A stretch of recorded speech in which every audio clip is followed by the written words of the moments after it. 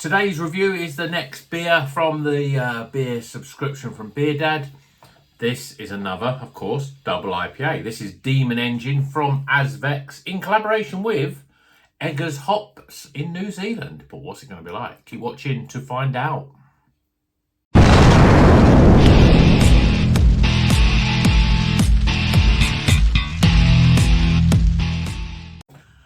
Welcome back to Rocker's Beer Review today. More double IPAs. This is a Daemon Engine from Azvex. And as I said in the intro, in collaboration with Eggers Hops. Obviously, Eggers Hops provide the hops for some of this. So we've got Nelson Sauvin, Motueka, and Eggers Special. And Eggers Special, I think, is a sort of new blend of the Rawaka hop. I could be getting it wrong. I'm sure that's what it is. But anyway, it's going to be very New Zealand-esque because it's got all New Zealand hops in it. So let's crack it open, get it in glass, see what it's all about. 8.2%. I've heard good things. Azvex make good beer. What could possibly go wrong? Well, I can't think anything could go wrong, really, because I think Azvex have been very, very consistent. The double IPAs and their IPAs are all very good. I haven't really drank much of their pale ales, but then I don't really drink much pale ales from anyone these days. So, beer in a glass. This glass creates lots of carbonation sticking to it. I don't know if it's the shape of the glass, the temperature, or just how it is really. But you can see there's lots of, the bubbles have got literally about a finger of head, and it's very, very loose. That's not going to stick around very long at all. So, yeah, let's just give it a bit of a top up. But colour-wise, lovely and golden, as you would expect. We are seeing, I'd almost say we're saying 9 out of 10 beers are looking like this these days, especially if they're double IPAs. Should get the aroma from it anyway. Oh my God. Yeah, that is a real strong New Zealand aroma. Lots of that sort of real big savoury note. It's almost, I don't know, the first thing I thought of was celery for some reason. I mean, usually you get the oniony sort of garlicky sort of aroma, but this is so potent. It is, to me, it's like celery. Then you've got within that, you've obviously got grape and gooseberry, melon. And then there's that sort of crispy pear apple sort of aroma. But when I say that, you know, I just think it's almost like, I'm going to call it wet leaves. It is like a wet day if you're somewhere where there's lots of trees and stuff. And that aroma that you get, that's just what this is like. There's a real sort of sweaty dankness in there as well. That lemongrass, savoury, a very, very savoury aroma. But let's see what it tastes like. Cheers, everyone.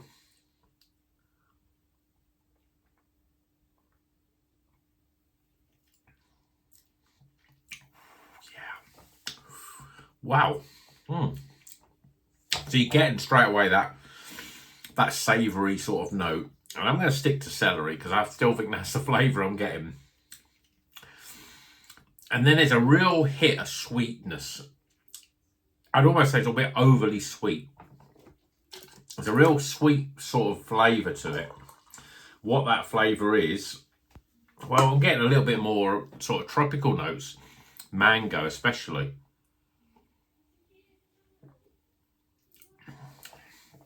That is intensely sweet.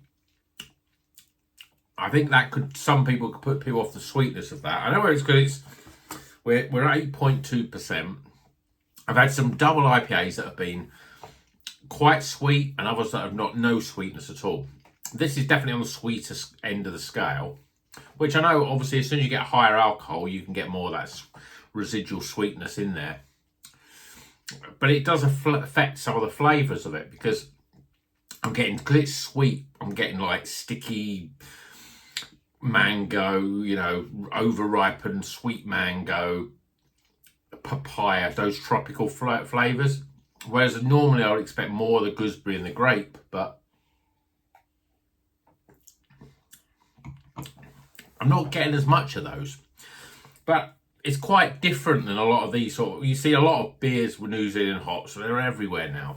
It seems like nearly all the beers, I say nearly all the beers, but I have to pick up, if I go into a bottle shop and I look at like half a dozen different beers, even or if I'm online looking at bottle shops, and I look at the beers, I think, that one's got a New Zealand hop in it. That one's got a New Zealand hop in it. That one's got a New Zealand hop in it.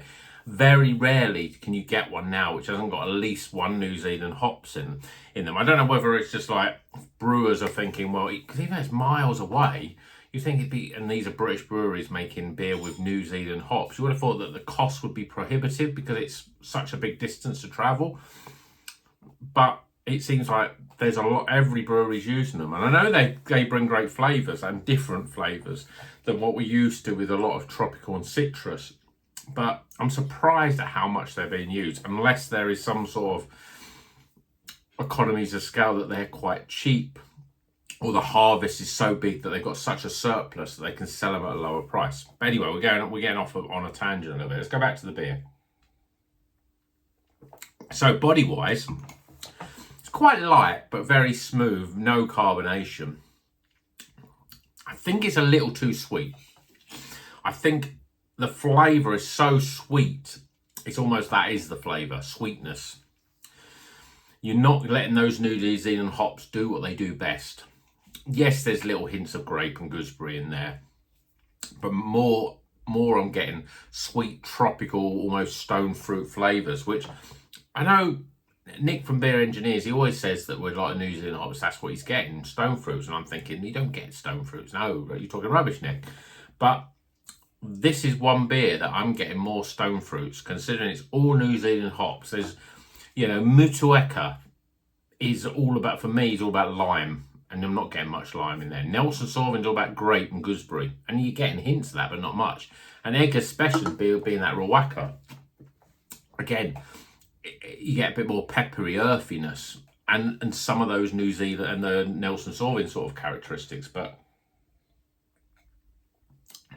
it's pure sweetness, almost to the point of tartness, but the body's smooth.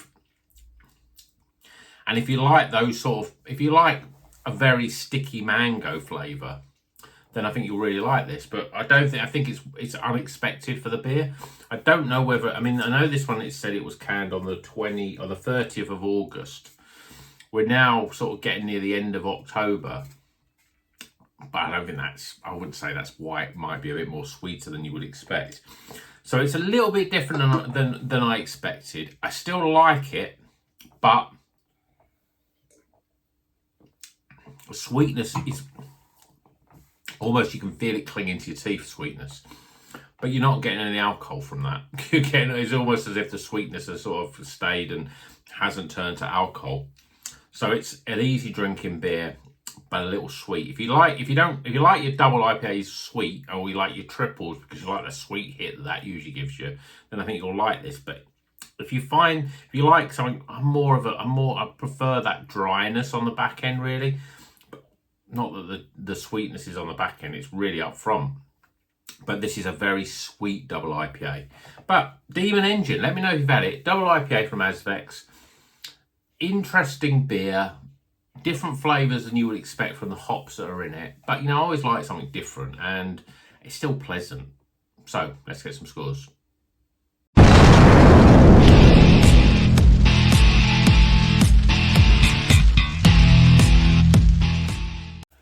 Okay, the scores are in for Daemon Engine. This is an Azvex beer in collaboration with Eggers Hops, because it's got Eggers Special hops in this, and Mutueka and Nelson Sauvignon. 8.2% is a very sweet double IPA. But let's get those scores. Starting with aroma, appearance, flavour, value for money. I'm giving this high because I've got it for like under £3 for a double IPA. And finally, my overall experience. Tying the scores up, it's a recommended beer. So the high end of recommended, 78 out of 100 is the total score. If it was a little less sweet, I reckon it would have slipped upwards into the 80s. But for me, it's too sweet. But it's tasty, it's nice. It's got lots of flavour. You've not got the alcohol, but you've got no alcohol burn. You've not got hop burn. I think double IPAs, they can go either way, you know, and I think the sweets, this, you either get something with, oh, it's a bit, you can taste the warmth in there, or you can get, oh, it's too hoppy, or on this case, I think it's too sweet. They're the two extremes. It's the sweet spot in between. I don't think we get many that are as sweet as this. I don't think I've had a double IPA that I would really get the sweetness from it. But it's still a good beer, and for the money that I paid for it, I think it's great value. So cheers everyone, and hope you've enjoyed this video. Please give it a thumbs up if you have. Let me know what you think if you've had any recent, if you've had this beer, let me know what you think about it. But if you've had any recent double IPAs, let me know, because I'm drinking a lot of double IPAs now. I've got, you know, I've got 8 beers that I'm coming for, trying to get all on the channel. All going to be double IPAs. And I drink a lot of double IPAs anyway. I mean, it's amazing. A year or two ago, I might have had one double IPA every 8 reviews. So but now it's more a case of I'm probably drinking 5 or 6 every 8 reviews. So I'm really getting into double IPAs. This is a different example than I've had before, but it's still great. So yeah, as I said, if you're not a subscriber, please subscribe, kick the thumbs up, comment, let me know what you think of the videos, anything that I'm doing. Let me know. State of craft beer, supermarkets, etc, etc. Let me know in the comments. I really like hearing your comments. And until the next one, you know what you do. Drink good craft beer and keep on rocking.